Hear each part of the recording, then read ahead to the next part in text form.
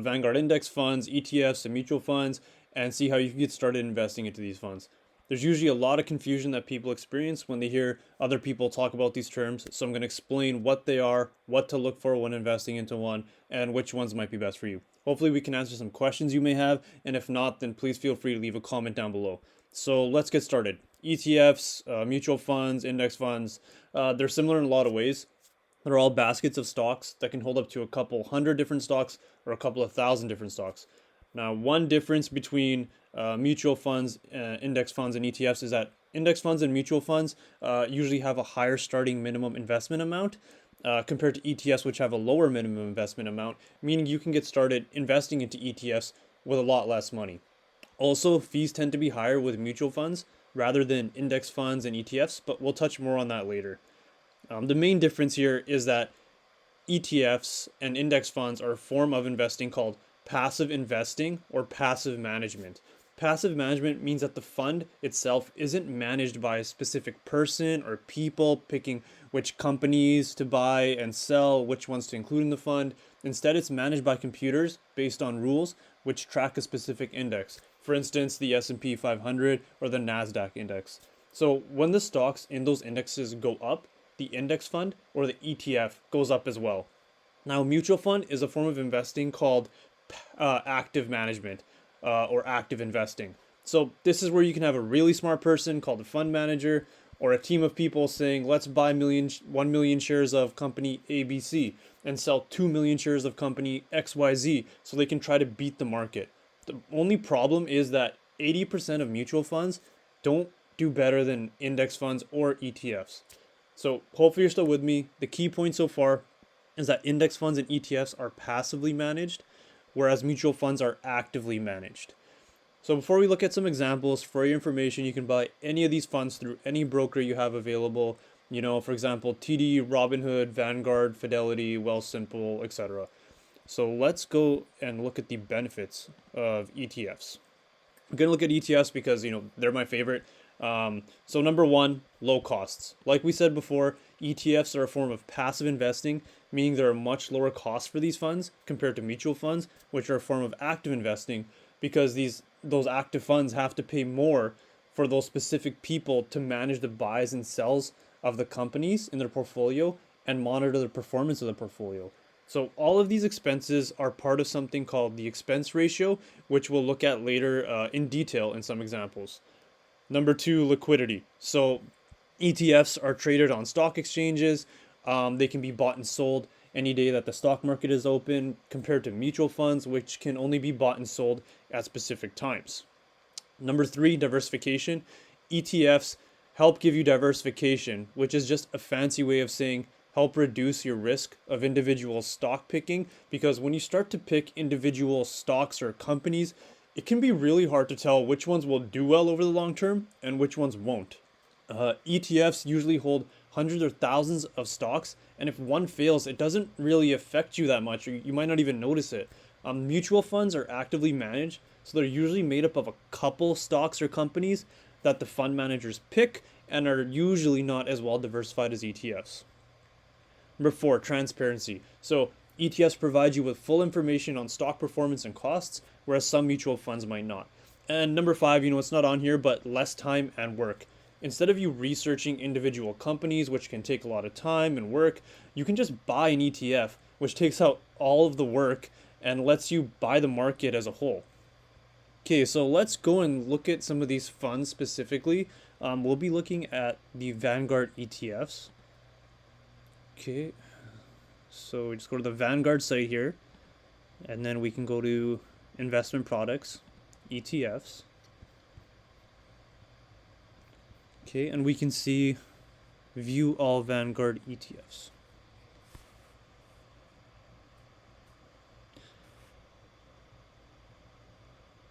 Okay, as you can see, there's a lot of ETFs here. 82 of 380, and you can filter and see them among different categories like strategies, management styles, asset classes, risk scale. You can just keep going down the list and definitely filter for what you're looking for. So since we're talking about some of these ETFs, I would really like to deep dive and go into some of the popular ones first. Um, so I can probably just do a search for the one I'm looking for.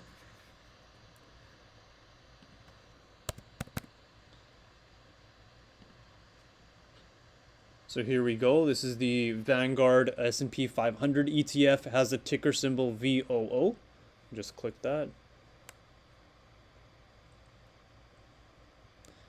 Okay, so as we can see here, it's an index-based ETF, and it invests into domestic stocks. This being, the 500 largest companies based on market capitalization here in the U.S. Here we can see what I really like is Vanguard has a risk and reward scale that they call it. You know, the more risk that you take on, the higher your reward. Here it's a 4 out of 5. So it's a little on the riskier side, but if you have a long-term investing time horizon or a long-term time frame, a level 4 might actually be where you want to aim for because you can afford to take on a little more risk for having a higher chance of an appreciation of your investment or your fund. If you're a little more risk adverse, then maybe you want to hold some of the bond ETFs that we saw back when we looked at all the other ETFs before, or you want to hold something with a risk reward scale of maybe a 3 or a 2. So like we talked about before, we can see here there's an expense ratio. So this expense ratio right here is 0.03. The expense ratio relates to expenses such as legal fees, audits, and administrative fees, and they're deducted directly from the fund. So as I said, it's 0.03 here. So that means for every $100 you invest into this fund, it's only going to cost you 3 cents, which is extremely low in expenses. This is one of the main benefits of investing in an ETF like this because you save on your expenses, which keeps more money invested and it allows that money to compound over time. So if we scroll down, we can see, the key facts here, listing the ticker symbol, the category of stocks that it invests into, and when the fund was started in 2010. And the year-to-date performance, we can see right here, it's down about 15% year-to-date. This kind of makes sense, with the current market environment, rising interest rates and high inflation. And we'll look at performance, in a more detailed look in a minute. Here we can see a summary of the fund, and we can see that it invests into stocks in the S&P 500 index, representing 500 of the largest U.S. companies. So when you buy this ETF, you're getting a piece of the 500 largest U.S. companies, which is awesome. The goal is to track the index's return, which is an overall gauge of the U.S. stock returns, i.e., the U.S. stock market. As we saw before, in the risk reward scale at being 4, it said it offers high potential for investment growth. The share value rises and falls more sharply with that of funds than, holding bonds. Okay, if we scroll down a little bit more, we can see the price. So like we said before, the minimum investment amount for ETFs is way lower than index funds or mutual funds. So you can get started with as little as $1. Let's go to performance and fees. So I love this. Vanguard is very, very transparent. We can see the total returns, and they have the total returns split out, on an average annual basis. So we can see the 1 year, 3 year, 5 year, 10-year returns, and since the fund started since inception. So, since inception in 2010, it's averaged 13% per year over the past 12 years, which is amazing. Now, we should note that we've been in a very, bullish market with interest rates super low, and a lot of growth happening within this 12-year period, but 13% per year for having something passively managed is an amazing return. Okay, so let's scroll down some more, and you can totally play with this and see, what the average returns were over specific time periods. But let's scroll down some more. Like we said, the expense ratio is 0.03, very low compared to, similar funds, which are 0.79. That's super, super low. Okay, keep going. So I really, really like this. It has a portfolio composition It's describing the fund's characteristics and the style of investing. So if we look at the style box, we can see, okay, this fund, there's a value style of investing, which is usually buying more what people consider to be cheaper companies, maybe a little bit less growth, and then having super high growth over here. Whereas this fund is a blend of both. So you're getting both that value style of investing and that growth style of investing. If we look at the fundamentals, this fund is made up of about roughly 500 companies, so you're getting a lot of diversification there. Like it said, it's made up of the 500 largest US companies. The earnings growth rate, so earnings growth, this is the average annual rate of growth over the past 5 years for all of the companies in this portfolio. So they're averaging 19.6% per year for the past 5 years, which is awesome. They're growing their earnings at such a high rate. The price to earnings ratio. So this is essentially, a comparison of the price of the stock for a specific company. In this case, all of the companies in this fund, and it's comparing it to the earnings per share of each of those companies. Okay, and if we go down, so we can see Vanguard is super good with this. They give you some more transparency around risk, so you can read this and decide, okay, is this fund good for me? This in general, this type of fund is appropriate for investors who have a long time horizon. They say 10 years or longer. They want their capital to grow as their primary objective. Growth of capital compared to investing for income or getting dividends, and they're prepared to kind of endure those declining share prices because stocks go up and down, but if you're okay with that, and you can see the bigger picture, this fund might be appropriate for you.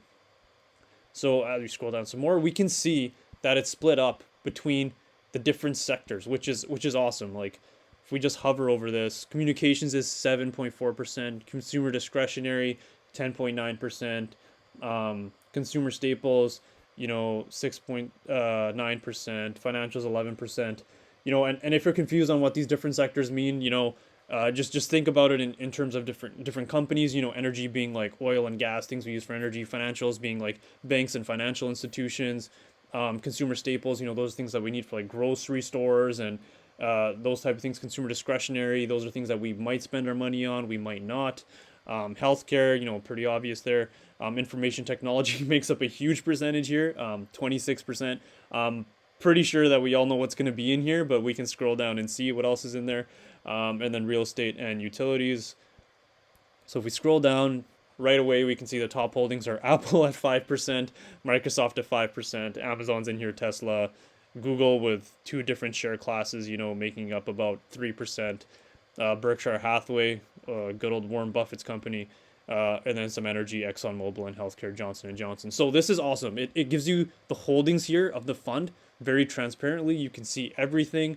It's and then you can keep going and look at all of the companies in this fund. They give you everything, just page by page. On the next page we can see JP Morgan, Visa, Home Depot, MasterCard, Pfizer, AbbVie, a couple healthcare companies there. So, I encourage you to play around with this, keep going, look at the different companies in here, and just get familiar with this. It's an awesome tool. Okay, so now that we've looked at VOO, the S&P 500, I want to go and look at a different one that people often invest to as well. So if we go look at...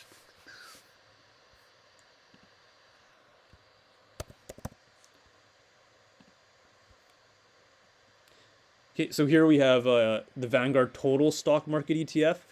Its ticker symbol is VTI. This ETF is very, very similar to VOO. So it's an index style ETF, invest in domestic stocks. The risk level is the same at a 4. It's a large blend. The expense ratio is essentially the same at 0.03, so very, very inexpensive. And if we scroll down, we can see the overview, similar fashion the way we just looked at VOO. This one has actually been in inception. It started 10 years earlier than VOO. So this one actually has about 21 years of history compared to VOO or the S&P 500 index, which had 12 years. So there's a lot more time on this, which is awesome because then you get a lot more data. So year to date down about 16%, very, very similar to VOO, the S&P 500 index. We can see the product summary here.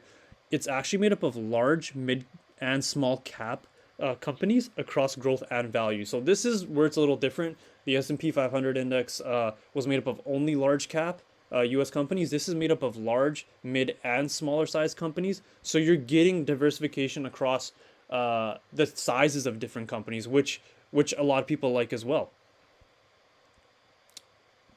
If we scroll down, minimum investment amount still $1, so super easy to get access to.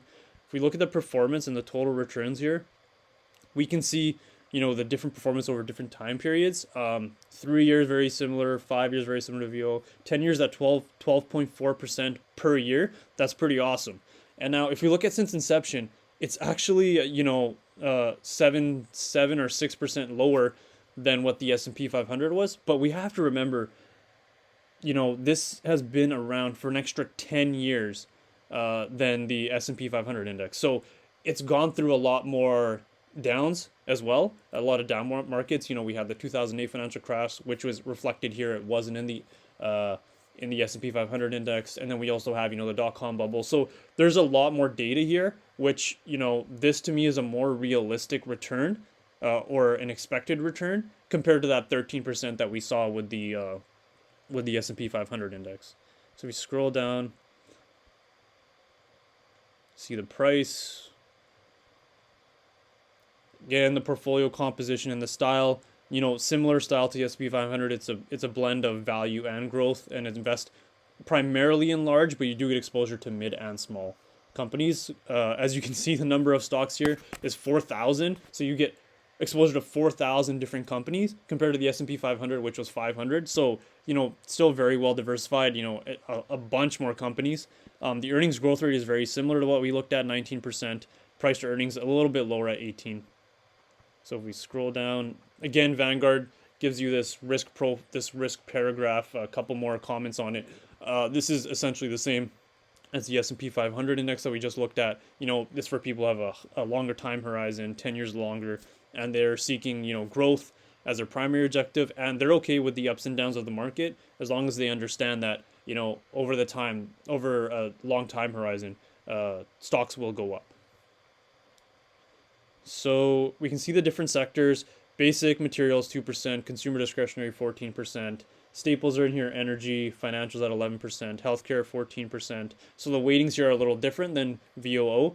And then if we go down technology, it's very, very similar. VOO was 26%. Here, technology and VTI is almost 24%. So not that much of a difference. And again, we're probably going to know what's the top holdings in here. Yeah, like we should know. Apple is at 6%, Microsoft's at 4%, Amazon's at 2%, Tesla, Google here, Alphabet again, Berkshire Hathaway, Exxon. So these holdings, as you can tell, are very, very similar to the S&P 500 index. So we know that it's going to have a very similar performance over a long time period. So again, here you can go and look at the other 4,000 companies held in here. You can go to the different pages and see how much percentage they make of the fund. So this is super useful. What we should actually start to do now is let's add these to a compare tool. So Vanguard is super awesome. You can compare different ETFs or different products with one another. So it helps you see which one you may want to buy or which ones you're interested in. So we were looking at VTI. Let's look at VOO. Okay, so we've added those, and as we can see, both risk potential 4, like we talked about, expense ratio super low, identical. Can scroll down. So over different time periods, 10 years, they're literally identical. And which makes sense because the holdings are literally identical. You do get exposure over here in VTI, the total stock market, to a bunch of those other smaller or mid-cap companies. But with the largest percentage holding being in those large cap companies, you would expect it to be this very similar performance to the S&P 500 VOO. Okay, and then you have some more information here on average annual return, so you can keep comparing the average annual return 10-year, like we said, is very similar since inception. This is looks like it's almost double, but remember this has 10 years more of fund performance than this does. Fees and minimums, the largest 10 holdings, as we can see, literally shot for shot remake between the funds. There's a couple switches here, but other than that, they're basically the same. Okay, so let's go and look at a couple others. So if we go here, now I want to look at, I know we did look at some ETFs. What I love too is Vanguard's website is super, super easy to use, super, user friendly. They just make it very simple. So as we can see, there's so many different types of ETFs and they're split into different sectors. So if you wanted to go into a specific sector or a specific category, like we said, we were looking at the VOO and VTI, which primary objective was, to grow capital, but there wasn't really an income objective. So it wasn't like we were investing for dividends, right? So maybe we want to look at a dividend ETF. So let's look at a popular one there.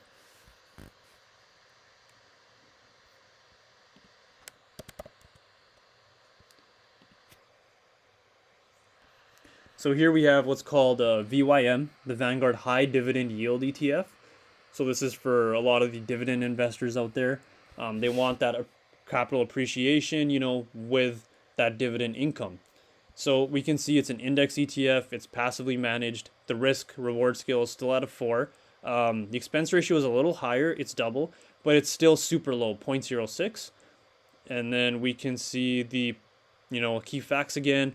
The performance. So you can see here the performance is actually up for the year at almost 0.5% compared to, where we were down with the other two at minus 15%. So point here being that dividends, that income, actually kind of provides a cushion for investors because they know, okay, it's not just solely based on capital appreciation. We're getting some income there, which helps keep the prices of those companies in that index higher. So, there's going to be some ups and downs with interest rates, but when those go up, usually dividend paying stocks hold their value a lot more than growth companies.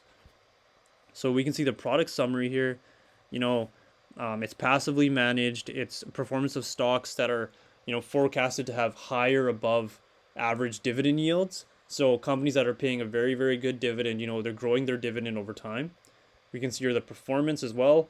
Since inception, 2006, so kind of that midway point between the start of the S&P 500 and the total stock market ETFs we looked at, it's returned about 8%. So very, very similar performance over a long time period. So you can go and compare these different funds, these different ETFs, and see which one might be best for you. So if we scroll down, like we said, the expense ratio is a little higher, but nothing too big. Okay, so this is investment style is a little different. It's based on value companies and large value companies. So these are typically the type of companies that'll pay you higher amount of dividends because they want to divvy out that the cash that they have in the company to investors, shareholders, to reward them for holding the company and investing in the company. As growth companies tend to keep that cash in the company and spend it on growing the company. So here the number of stocks are 400, and we can see it's still very high number of stocks, number of companies. Price to earnings is a little lower than the S&P 500 and the VTI that we looked at, and that's because they're focused less on growth. So value companies tend to have a lower price to earnings multiple, which makes sense. So if you scroll down, you can see again risks associated with these funds very similar to the VTI and VOO. So you can have a read at that. Now this is where it's a little different. So you can see basic materials, consumer discretionary, consumer staples, they're very similar. Financials are weighted more here at 20%. And technology is weighted at only 6% compared to the other funds where it was closer to 20, 25, 26%. So if we scroll down, we can see why. So energy is higher here. We have ExxonMobil, they pay a high dividend. Healthcare, Johnson & Johnson, they pay a high dividend. JP Morgan, they pay a high dividend. Chevron, Procter & Gamble, Home Depot, very consumer defensive, consumer staple companies, People need gas. We need healthcare products. We need to go to the bank. Home building, home renovations, and healthcare companies. So the reason that the dividend yield is higher is because these companies are lower growth companies, but they're going to be companies that have been there for so long, so their growth is less, but they pay out more of their cash to shareholders in the form of a dividend. So for those dividend investors, they might like an ETF such as VYM because they're getting more of that dividend income and they're subject to less volatility as the other growth ETFs that we looked at. Again, you can look at here the different holdings. Coca-Cola, Pepsi, Walmart, McDonald's. Everybody knows these solid, good companies. They're not going away anytime soon. So let's add this to the compare. And we can add that here. It's an ETF. We're looking for VYM. Okay, so as they say, they fall into different investing categories. So they're just flagging you, letting you know, hey, VYM here, the high dividend yield ETF, is specifically geared more towards dividends, whereas these two are geared more towards growth. I actually love that they give you this warning. It's awesome. Like Vanguard literally is amazing. So when we scroll down, we can see the different performances over time. Again, very identical, 11% over 10-year periods, basically 10%. You get that you're subject to less volatility here, but here you might get some more capital growth. So we keep scrolling down. Again, we can do the same thing, the average annual returns, and kind of take a look since inception, 10-year period, again, very similar. And you can see the different companies held in each. These look a lot different than these two, so I'll let you compare that on your own time. Okay, let's go back. And we talked about getting sector-specific ETFs. So those are ETFs that are specific to, a specific sector. Like we looked at maybe technology or, maybe consumer discretionary or, materials, things of that nature. So let's go and look at some of those. VGT is a popular one. This is the Vanguard Information Technology ETF. So here it's an index, the risk reward scale is super high at 5 because it's invested into technology, and it's going to be higher because this is concentrated in a specific sector. So you're buying companies in the technology sector to be specific. Okay, so if we see the expense ratio is higher at 0.1%, that's about 3 times higher than VOO and VTI, but again, still super low. Year-to-date returns is down 25%. So this is very volatile, with the whole interest rates rising this year. Tech companies where they don't really pay a dividend, their valuations have come down, which have brought in the stock prices down as well. So you can see their overview, their performance, and the product summary here is passively managed, but it includes stocks of companies that serve specifically electronics and computer industries or that manufacture products based on the latest applied science. So again, very concentrated in the technology sector. If we scroll down, we can see the performance. Average annual performance, it's since 2004, so there's a lot of data. It's been about 11% per year, which has been, that's a fantastic return. But again, remember, we had very, low interest rates from 2010 to 2022. There's a lot of growth there. So you got to kind of, these historical returns don't guarantee future returns. So you got to think about that when you're thinking of investing into into an ETF like VGT, which is concentrated in information technology. Going down, we can then see, the number of companies, stocks in here, 367. They grow their earnings at a super high rate. Those are technology companies at 25% per year. And the price to earnings, again, is 24. It's higher than the other two that we looked at because the growth is forecasted to be a lot more than some of the other more stable lower growth companies. Here you can see a lot more risks associated with this fund, as it's Vanguard's telling you it's concentrated in a specific sector, holding a lower number of individual companies. These companies might be in a specific geographical region of the world, so they could be subject to geopolitical risks and things like that. And there's a heavy emphasis on small cap companies or growth companies. So you're getting more exposure to some of those small companies that don't have that track record of steady, solid growth. So you're kind of betting a little bit more on those. Scroll down, we can see now the different sectors in here. They're actually sectors within the technology sector, so they're subsectors. So within technology, you have application software at 11%, data processing, electronic components at 1%, semiconductors at almost 15%, system softwares at 21%, and technology and hardware and paraphernalia. So there's these are all subsectors within the technology sector. Now, if we scroll down, I bet you we know Apple's going to be in here. We know Microsoft's going to be in here, and boom, they're the biggest technology companies in the world. So, Apple and Microsoft, these two holdings make up almost 40% of the total fund.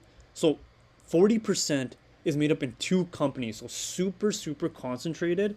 Again, like I said, this is definitely higher risk. But these are two great companies. If this is something you want to add to your portfolio to get more concentrated exposure, then great to you. That's awesome. But I just want you to be aware of the risks because it's a lot more concentrated in these top 10 holdings than a lot of the other funds. So we can see they have Visa, MasterCard, Broadcom, those are semiconductors, Cisco, Salesforce, Adobe. So yeah, it's again very concentrated, and you can go and look through the holdings and see if this fund might be right for you. It might not. Texas Instruments, Qualcomm. Yeah, you can keep going and just have a field day with it. Now let's go look at one more, or let's add this actually to our compare. ETFs, GT. Okay, again we can see the expense ratios, higher over there for VGT.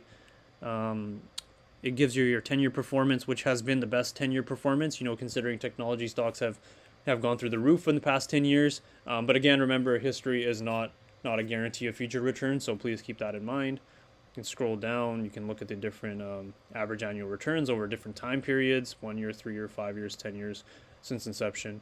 And you can see the holdings here. Now, one thing that I really like is you can see the concentration, so the percentage of the holdings.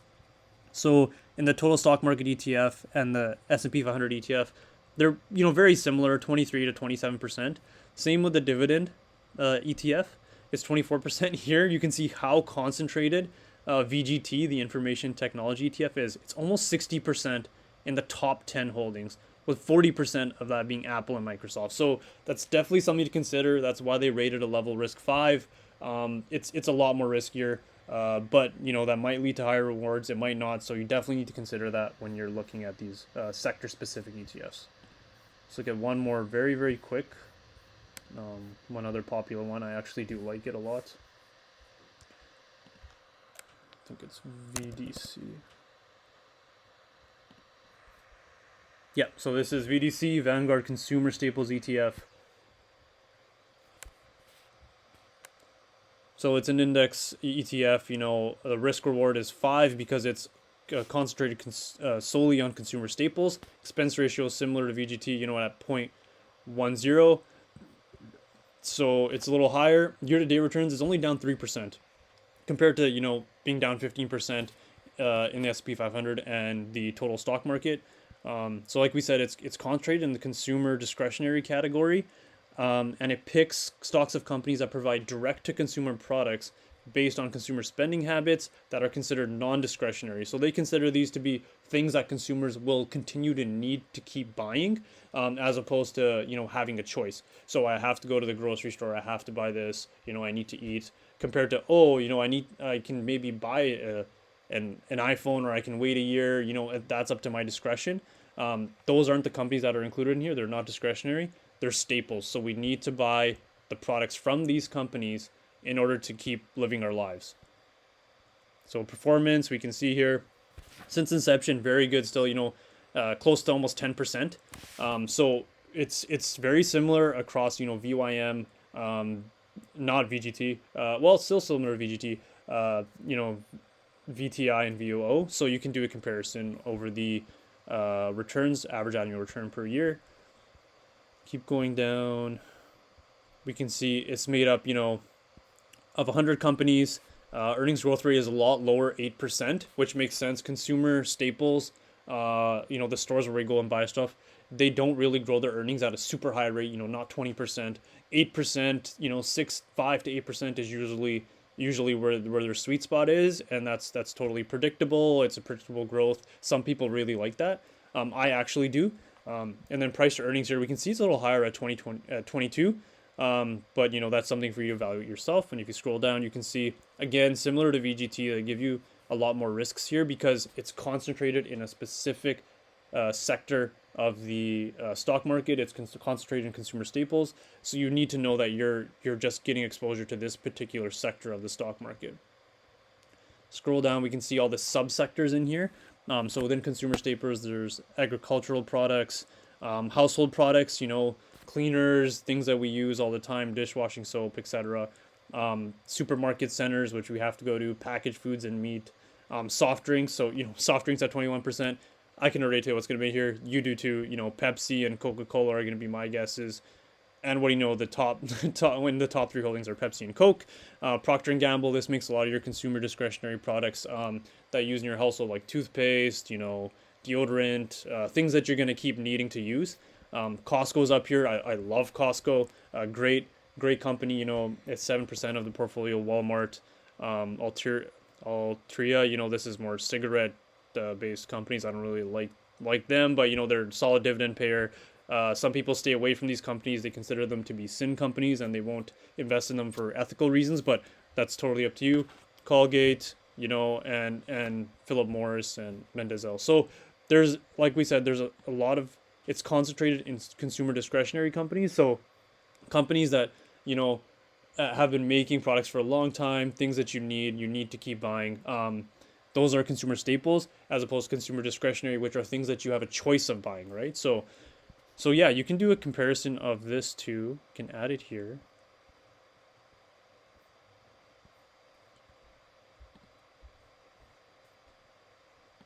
That's VDC.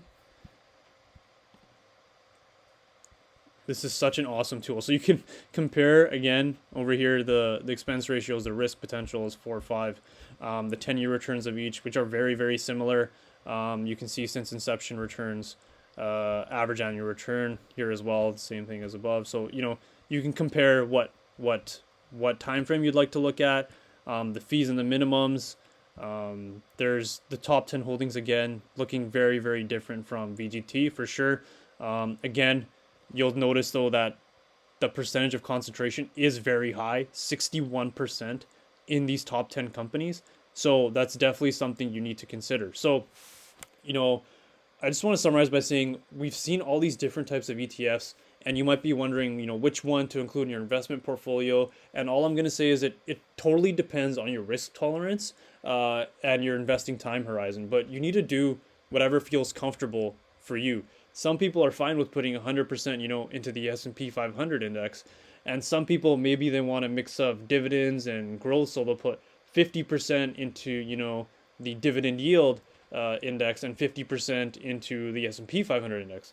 Some people might want more concentrated exposure to technology, so maybe they do, 20% or 30% to VGT, and they do 70% to the S&P 500 or 70% to the total stock market return. And then some people, they like consumer staples, so they might do, 30% here and then 70% here. So it all depends on your risk tolerance and your investing time horizon. So hopefully that helped. Thanks for listening. I really, really hope that helped. Again, if you have any questions, please feel free to leave them in the comments below, and I hope you have an awesome day. Please note, this is only my opinion, and make sure to do your own due diligence when investing. I'm not a financial advisor by any means. Please do your own due diligence. But again, thank you for listening.